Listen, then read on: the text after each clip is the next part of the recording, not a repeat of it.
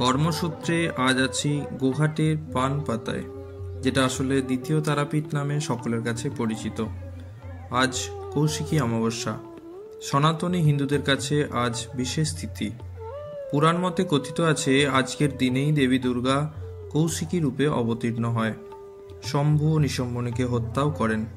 এছাড়াও কথিত আছে এই কৌশিকী অমাবস্যার দিনে সাধক বামাখ্যাপা স্বয়ং সিদ্ধি লাভ করেন এবং দেবী তারামাও দর্শন পান। এরপর থেকেই আজকের দিনটি সনাতনী হিন্দুদের কাছে এক বিশেষ দিন।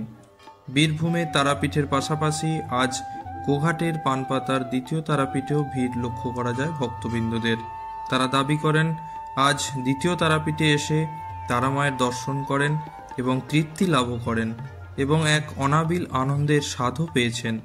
যদিও মা তারা এই রূপ দর্শন করতে সকাল থেকেই অগণিত দর্শনার্থীদের ভিড় লক্ষ্য করা ছিল চোখে পড়ার মতো।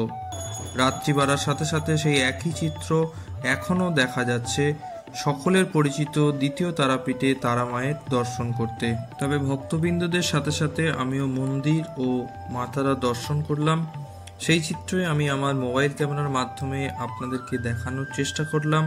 আশা করি সকলের খুব ভালো লাগবে। সকলে ভালো থাকুন, সুস্থ থাকুন। যদি ভিডিওটি ভালো লাগে অবশ্যই একটি লাইক আর কমেন্ট বক্সে জয় তারা লিখুন। শুভরাত্রি।